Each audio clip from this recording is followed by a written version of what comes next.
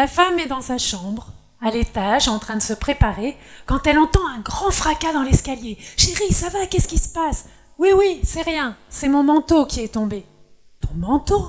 Mais pourquoi a-t-il fait un tel vacarme ? »« Oh, parce que j'étais dedans. » L'homme qui s'assimile à son manteau, qui se confond à son manteau, c'est vous, c'est moi, quand nous ne faisons pas la différence entre qui nous sommes et nos comportements. Nos comportements ne sont que des manteaux que nous avons enfilés, souvent dès la plus tendre enfance, pour ressembler à nos parents, pour nous fondre dans notre milieu d'appartenance ou dans le milieu auquel nous voulons appartenir. Parfois, ce sont des cottes de mailles, voire des armures dans lesquelles nous nous glissons pour nous protéger du monde. Et si nous nous confondons avec eux, c'est parce que nous réagissons le plus souvent de manière mécanique, comme branchés en pilote automatique. Et parce que nos réactions sont justement largement réflexes face aux autres et aux événements, eh bien ce sont souvent ces autres et ces événements que nous jugeons responsables de notre humeur et de nos comportements. Pourtant, les événements sont neutres pour qui veut bien les observer avec du recul. D'ailleurs, tout le monde n'y réagit pas de la même façon. Quant aux autres, ils se préoccupent le plus souvent bien moins de nous que de tirer leur propre épingle du jeu de la vie. Alors comment se fait-il que nous prenions les choses tellement personnellement ? Pourquoi démarrons-nous au quart de tour systématiquement dans certaines situations ou face à telle personne, douée semble-t-il pour nous agacer ? La réponse est dans la question. Nous réagissons sous le coup de nos émotions. Émotion, motion en anglais mouvement, ce sont les émotions qui nous mettent en mouvement. Or, ce que nous ressentons est intimement lié à notre modèle du monde, c'est-à-dire à la façon dont nous voyons les choses, dont nous voyons les autres et dont nous nous voyons nous-mêmes. Avez-vous déjà entendu parler d'Alfred Korzybski ? Certains d'entre vous, probablement. Alfred Korzybski était un officier de l'armée russe pendant la Première Guerre mondiale qui a établi un jour un plan de bataille sur la base des cartes d'état-major qu'il avait à sa disposition et sur lesquelles ne figurait pas un fossé profond dans lequel l'armée prussienne avait embusqué ses mitrailleuses. Et donc, quand Alfred Korzybski lança ses troupes à l'assaut, il vit son bataillon tout entier se faire décimer par les mitrailleuses prussiennes cachées dans le fameux fossé. Bien plus tard, après la guerre, devenu père de la sémantique générale, il s'inspira de cette triste expérience pour déclarer « La carte n'est pas le territoire », illustrant ainsi que notre perception de la réalité n'est pas la réalité. Est-ce qu'il n'y a pas une seule et unique réalité partagée par tous ?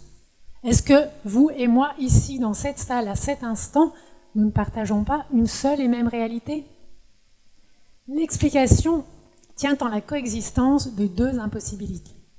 Premièrement, il nous est impossible de percevoir tout ce qui nous entoure, ne serait-ce que parce que nous ne pouvons en avoir connaissance qu'à travers nos sens, qui sont limités, voire même parfois trompeurs. Deuxièmement, il nous est tout aussi impossible de ne pas donner de sens à ce que nous percevons. Or, cette attribution de sens nous est personnelle. C'est une interprétation. Comme nous avons chacun notre propre histoire, notre propre expérience de la réalité, nous en avons chacun notre propre interprétation. Alors, je vais revenir sur ces deux points, si vous le voulez bien.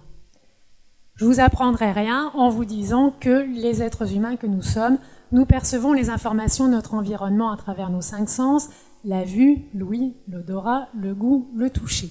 C'est le filtre neurologique qui restreint notre réalité parce que nos sens sont limités. On sait bien en effet, par exemple, que si nous partageons un même environnement avec une mouche ou avec un chien, la mouche, avec ses yeux à facettes, a une vision à 360 degrés que nous n'avons pas, et que le chien perçoit des sons que nous n'entendons pas. Manifestement, notre carte n'est pas la carte de la mouche ni la carte du chien, et n'est certainement pas exhaustive, certainement pas représentative de toute la réalité à l'instant T. Mais il n'y a pas que les animaux qui voient les choses autrement que nous. Il suffit de voyager pour se rendre compte que ce qui nous semble évident ne l'est pas sous d'autres cieux, pour des personnes qui partagent pourtant là pour le coup avec nous un même équipement neurologique. Alors pourquoi est-ce que ces personnes ne voient pas les choses, ne voient pas la vie de la même façon que nous ? Eh bien parce qu'elles n'ont pas la même culture. La culture propre à une population donnée modèle sa réalité, impacte la façon dont elle voit les choses, et ce à différents niveaux. à commencer par le niveau du langage qui véhicule cette culture. Parce qu'en effet, ce que la langue désigne peut être distingué, alors que ce qui n'a pas de nom risque de passer inaperçu. C'est pour ça que les chercheurs s'empressent toujours de donner un nom aux nouvelles espèces, planètes, cellules qu'ils découvrent. Parce que les mots représentent la réalité. Ils nous la rendent présente. Et ce qui n'a pas de nom n'existe potentiellement pas. Ainsi, certaines peuplades primitives n'ont pas de mots pour parler de l'avenir. Leurs verbes, notamment, ne se conjuguent qu'au présent et au passé. Eh bien, pour ces populations, il est impossible d'envisager le futur, de s'y projeter, de se le représenter. Imaginez un petit peu ce que ça changerait pour nous si nous ne pouvions pas anticiper, prévoir, planifier. Probablement que nous ne serions pas là. En tout cas, ça changerait grandement notre façon de vivre. Dans un autre registre, les Esquimaux ont des dizaines de qualificatifs pour désigner des sortes de neige que nous ne distinguons pas sous nos latitudes, parce que nous n'avons pas les mots pour le faire.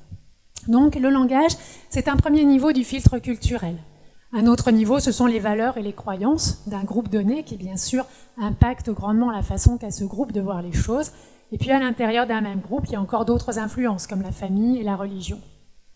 Et les individus que nous sommes, eh bien, nous adoptons la culture, les valeurs, les croyances en accord avec notre milieu d'appartenance ou en opposition à lui si nous refusons de nous y identifier. Et nous y ajoutons notre propre histoire, les expériences que nous avons vécues, les conclusions que nous en avons tirées, souvent dès le plus jeune âge, pour déterminer ce qui est vrai et important pour nous. C'est notre filtre personnel. Nous filtrons la réalité en fonction de nos critères personnels. Ainsi, par exemple, s'il est important pour vous qu'une personne ait de la culture générale ou ait le sens de l'humour pour vous en faire un ami, vous n'avez peut-être pas ou peu regardé son apparence physique, son statut social, son compte en banque, critères qui seront importants pour d'autres que vous. La juxtaposition de ces filtres, filtres neurologiques, filtres culturels et filtres personnels, constitue les lunettes à travers lesquelles nous percevons la réalité, à travers lesquelles nous sélectionnons, généralisons, distordons les informations de notre environnement pour nous en faire une représentation très personnelle, interne, en accord avec notre modèle du monde. Il y a un Américain qui s'appelle George Miller qui a de fait démontré que nous ne pouvons avoir conscience de plus de 7 informations, alors plus ou moins 2 selon les personnes, à tout instant. Bien sûr, il nous en arrive beaucoup plus par nos sens à tout moment, aussi bien des informations de notre environnement extérieur que des informations intérieures, notre dialogue interne, les informations de notre corps, etc. Donc nous devons sélectionner et nous choisissons en fonction de ce qui nous intéresse, en fonction de ce qui nous semble vrai et important. Et puis aussi nous généralisons pour intégrer un maximum d'informations à l'intérieur de ces 7 blocs dont nous pouvons avoir conscience. Et pour cela, nous agglomérons des éléments d'information qui se ressemblent en étendant à toute une catégorie de personnes ou de situations ce que nous avons vécu dans une ou un petit nombre de circonstances. C'est ce qui permet l'apprentissage. Vous avez par exemple appris à conduire sur une voiture, vous allez pouvoir toutes les conduire, mais c'est aussi malheureusement la base de nos préjugés, de toutes ces grandes généralités que nous entendons. Tous les jeunes sont des feignants, toutes les femmes sont nulles au volant, tous les hommes sont des machos, mais aussi tu ne m'écoutes jamais, c'est toujours la même chose, etc. Et puis parfois aussi, nous distordons les éléments de la réalité, nous les déformons pour les plier à notre modèle du monde. Comme cet homme qui se prenait pour un cadavre. Et alors son médecin ne savait plus quoi faire pour lui démontrer qu'il n'en était pas un. Et un jour le médecin lui dit « Pensez-vous que les cadavres saignent ?»« Oh, non, dit l'homme, je suis pas fou. Je sais bien que les cadavres ne saignent pas. » Alors le médecin lui prend la main, lui pique le bout du doigt. Bien sûr, une goutte de sang perle. Ça alors, j'aurais jamais cru que les cadavres pouvaient saigner. Eh bien, nous faisons tous ça, à certains moments, inconsciemment.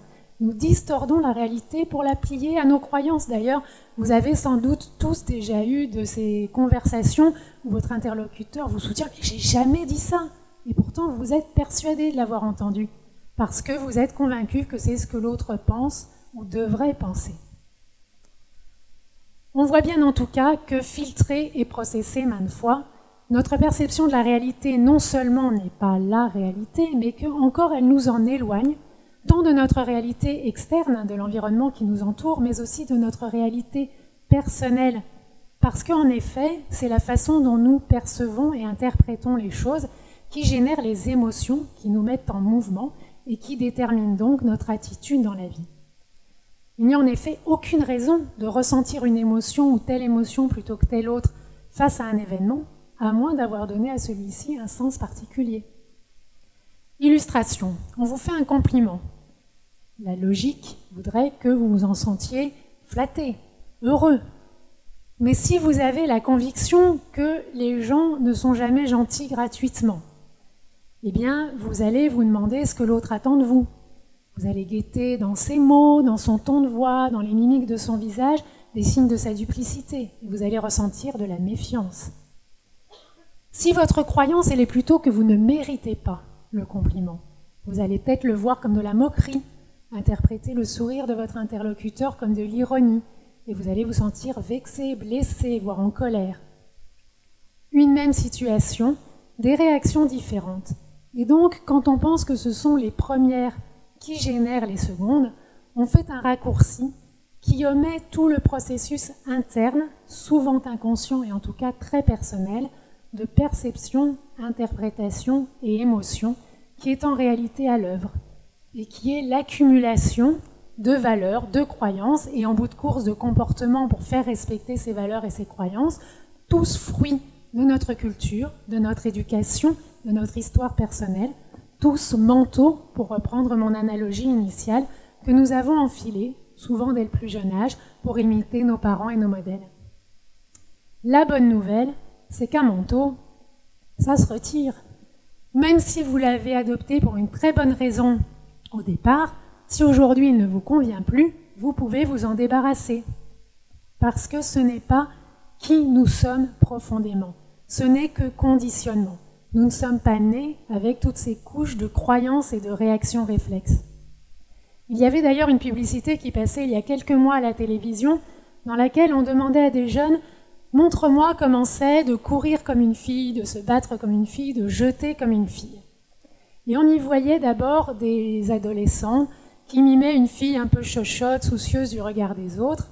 Et puis ensuite, on voyait des fillettes de 9-10 ans qui se donnaient à fond dans l'exercice, sans complexe, sans retenue, parce qu'à cet âge-là, elles n'ont pas encore été conditionnées à ce qu'une fille est censée être, est censée pouvoir faire. Elles n'ont pas encore enfilé le manteau de la peur du regard des autres. Elles sont donc naturelles, elles sont entières, elles sont elles-mêmes, qui elles sont profondément. Et la deuxième bonne nouvelle, c'est que cette partie naturelle, pure, entière, elle vit encore en chacun de nous.